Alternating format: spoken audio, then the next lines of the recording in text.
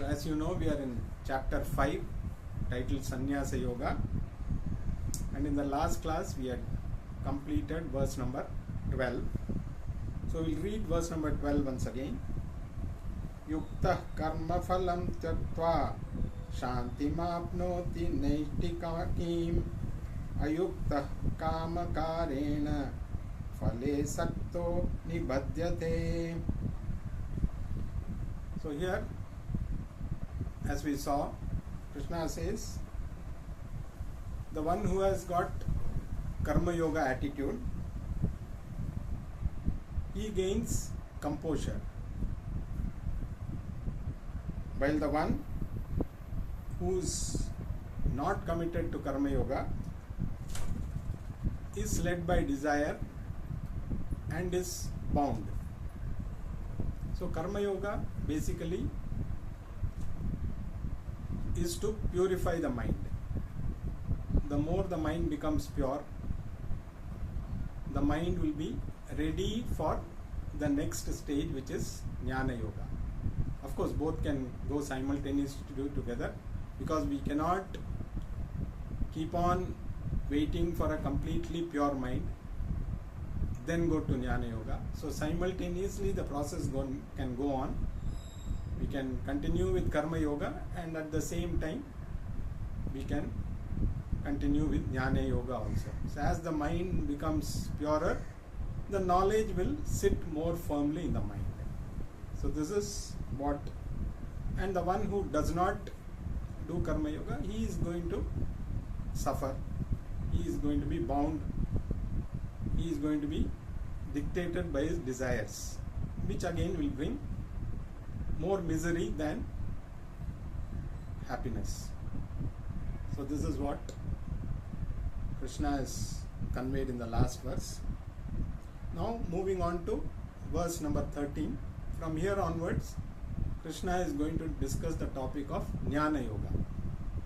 So he started with saying which ashrama is better in this chapter, whether it is Sannyasa ashrama or Grihastha ashrama, and he had mentioned that Grihastha ashrama is better, but whichever ashrama you follow, Karma Yoga is the one which is going to make you ready for Jnana Yoga. So whether you are a sannyasi or a Grihastha, there is no choice but to do Karma Yoga, so that you can prepare your mind for Jnana Yoga.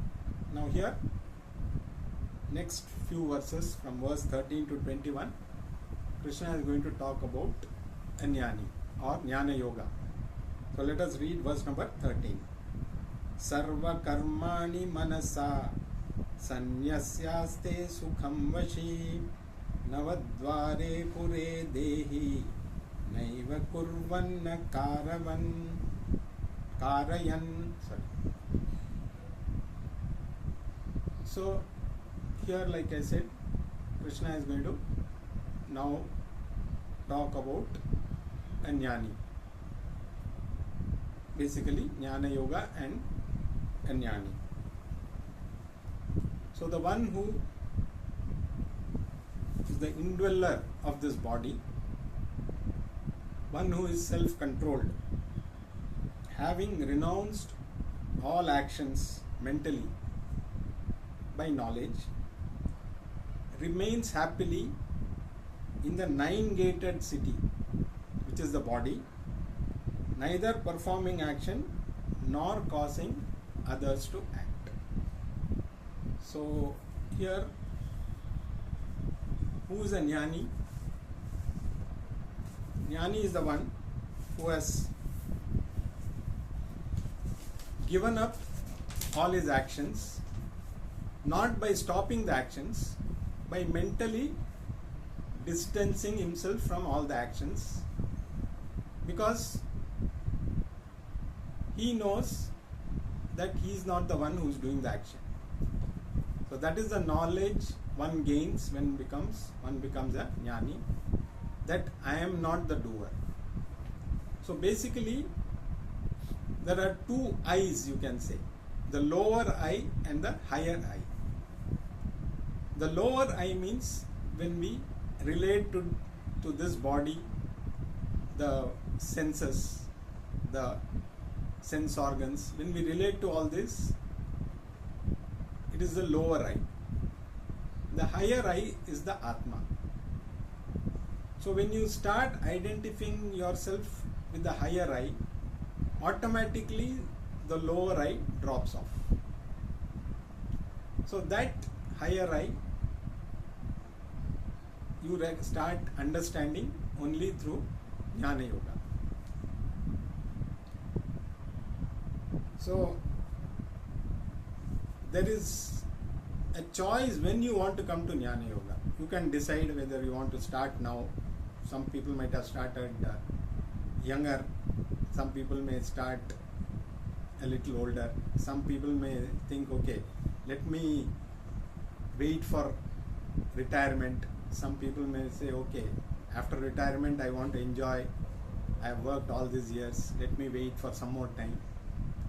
And by the time you say I am ready, you are no longer physically and mentally active. So you carry over this to the next Janma. So the choice is with the individual when you want to come to Jnana Yoga. But there is no choice other than Jnana Yoga. Because if you want to gain permanent peace, permanent happiness, there is no other way but to come to Jnana Yoga. So there is no choice at all. But you have a choice when you want to do it. Because there is no condition that you should come to Jnana Yoga in this particular life or any particular time or anything. It is absolutely the individual's choice. There is no compulsion on anybody. But we should also know there is no other way also. Otherwise, continue to whatever you feel is enjoyment, continue to enjoy, and enjoyment always brings the other side, which is also misery. This continues in one life, and once this body drops off, you take up another body, and the same thing continues. If one says, okay, this is what it is, I want to just go through that, good. There is no compulsion. So that is the beauty of Sanatana Dharma. Nobody is compelled to do anything. You are a responsible individual. You know what is right and wrong. And if you want a permanent solution, because in this life there are bound to be problems. And there could be more problems than solutions. So if you want a permanent solution, there is nothing else but Jnana Yoga. Because only by knowing your true nature, you are going to come out of this problem for good. So once you gain that ultimate knowledge, there is nothing else to be gained. Once you are clear about your true nature, there is nothing else to be done. So this is what Krishna is saying. The Jnani lives in this 9-gated city. So the body is described as a 9-gated city. So as you know, there are 9 outlets to this body.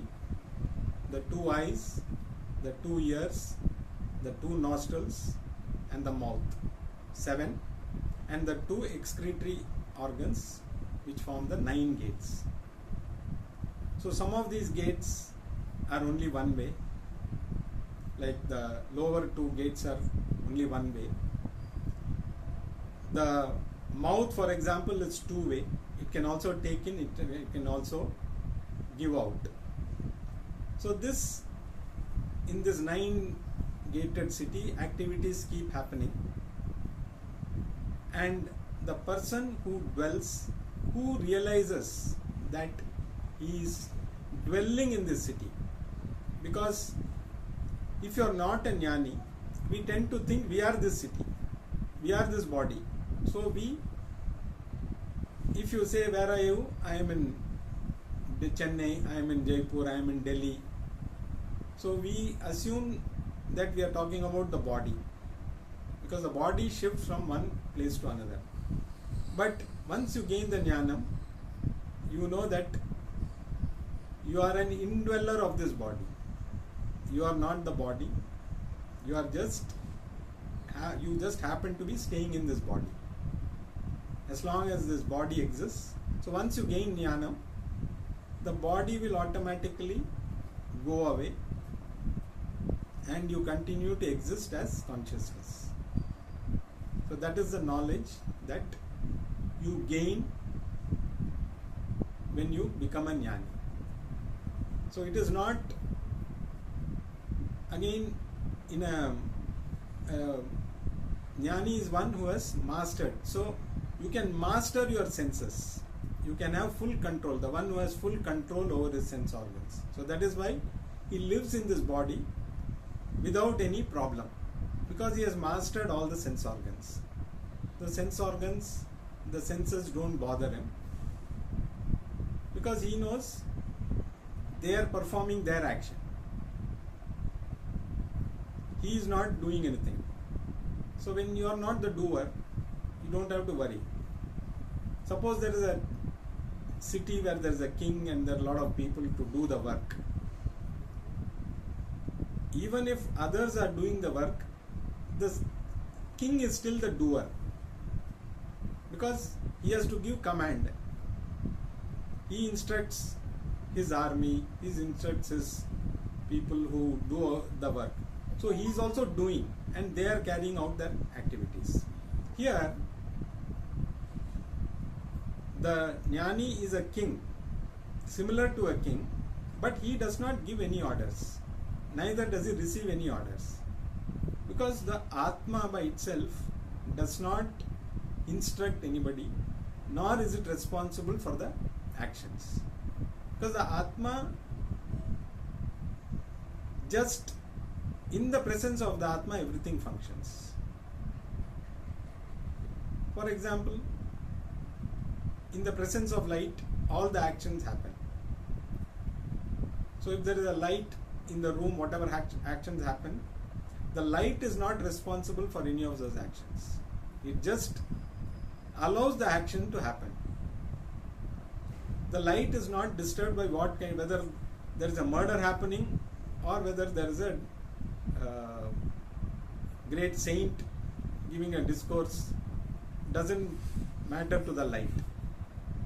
Its job is to only illuminate. Under the light, actions happen, but the light is absolutely not bothered, or it doesn't affect the light at all. Even you can take the case of electricity. The electricity provides, in the presence of electricity, all the appliances perform. Whether it's the fan or the light or the mixie or the grinder, whatever appliances. But the electricity does not give command to any of this. It doesn't say, tell the fan, now you rotate, or it does not tell the light, you burn. It just happens to be there. Under its presence only others can function. If there is no electricity, none of these can function. And even if these appliances are condemned, the electricity will continue to exist. So even if there is no action, the light will continue to exist. So the Atma is similar. It continues to exist whether there is action or not. So how does the functions happen? What makes everything run? Their nature. The nature of the body makes it function. So that is the natural law. So the eyes function because of their nature. They do their job of seeing. The mouth does its action. The ears do their action. Because that is their nature. The Atma doesn't dictate what they should do.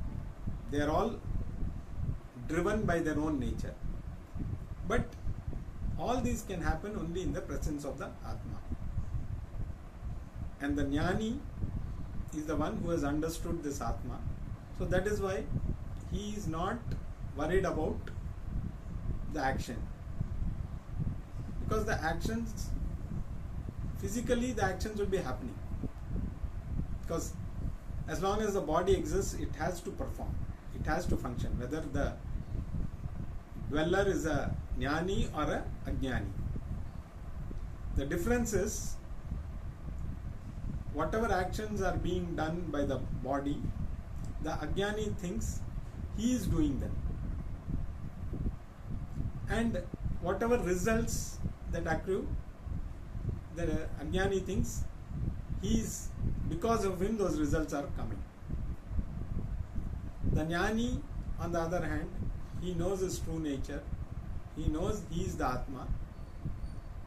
So whatever actions happen, he knows they are happening because of the nature of those objects or the senses. They are not, he is in no way connected with their functioning. So he continues to dwell in this 9-gated city peacefully. He is not bothered, unlike the king. The king is always worried about how to run the city, what command I should give. If somebody is attacking, I have to instruct the army. I have to take care of how the city functions. So even if he is not directly doing, he is indirectly doing action. He is giving commands, he is doing, so even giving commands is an action. But here, the Jnani lives in this, he neither gives any command, nor is he affected by anything that happens, because that comes out of understanding. So, the sannyasa, one sannyasa is physical sannyasa, where you cut yourselves from the regular activities and dedicate yourself to studies. So that is the initial phase of sannyasa. But here, that is an external sannyasa. So he wears ochre robes. He lives a life which is in tune with that particular ashrama. But when you become a Jnani, you are detached mentally from any action. So the shift is from physical to mental. So you take mental sannyasa, and this comes out of knowledge. Because only when you realize that you are not the doer, you can be in that state. Because if you keep thinking that you are doing this and I did this action and this is what has happened because of that, if you continue to be driven by actions and the results, you will continue as a Ajnani only. So here we are talking about a Jnani who is the indweller of this 9-gated city. He is at complete peace. The body continues to do its functions, but none of those functions affect him. He is at peace.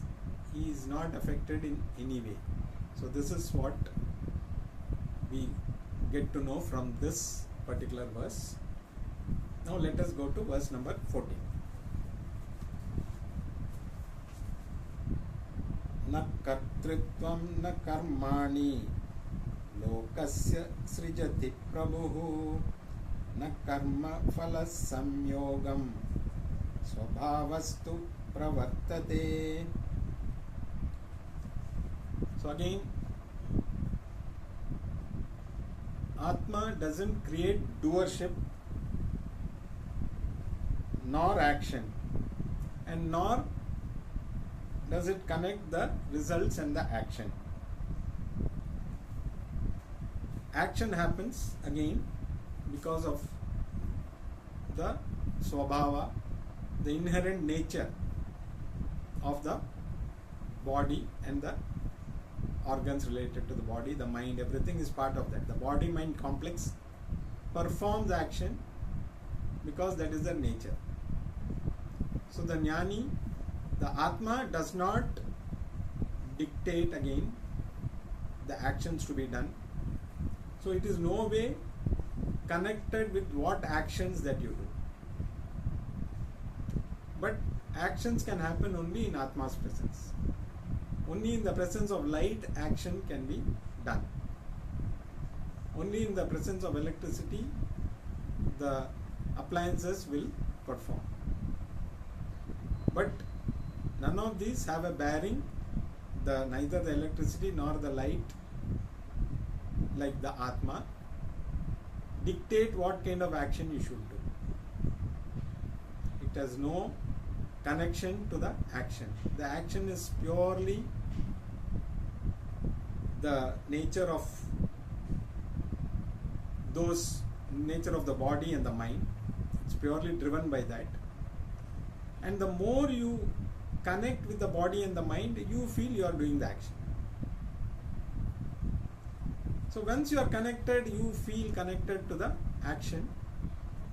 You are also connected to the results, because action is bound to produce results, and you also get happy or sad depending on the results. So since the Atma does not initiate any action, nor is it involved in any action, it is not connected to the action, so naturally it is not connected to it doesn't connect the result of the action to the action. Action will produce result. It is bound to happen. If you are a jnani, you will understand that actions will happen in my presence, because once jnana means you claim you are the Atma. From the lower self, which is the body-mind complex, which is natural for all of us to identify with, because that is how we are all born. If we were jnani, we would not have been born at all. So since we are born, we identify with this body-mind complex.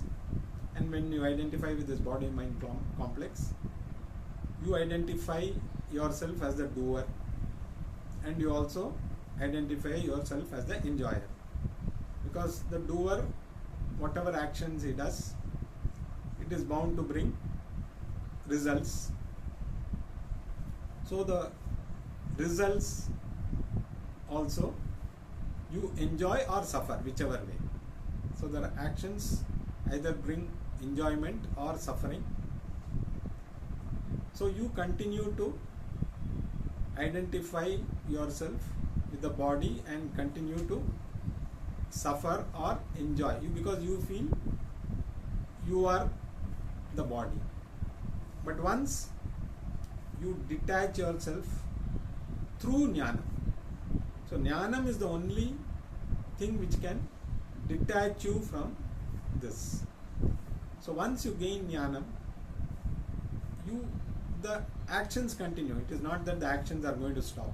So even if there is a jnani, he is not going to suddenly, he becomes a jnani and the body stops functioning. So the moment he gains jnanam, the body is not going to fall off. It has to, like when you switch off the fan, it will still continue to rotate till the momentum is there.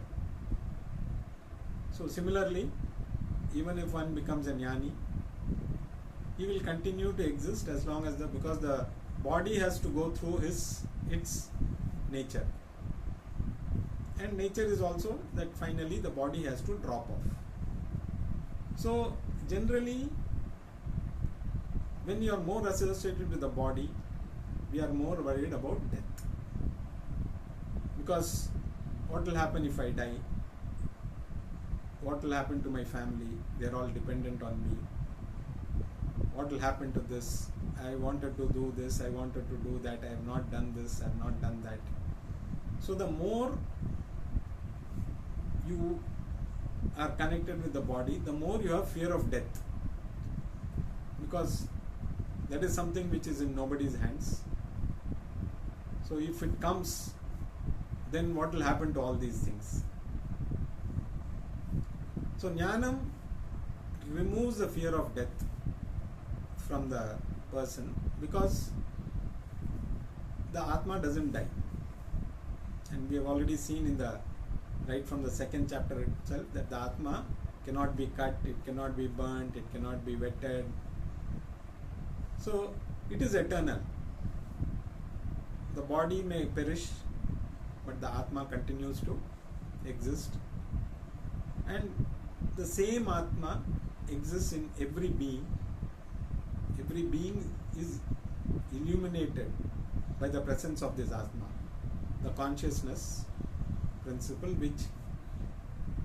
in whose presence everything functions. So as long as you continue, like I said, to identify with this body, you are the doer.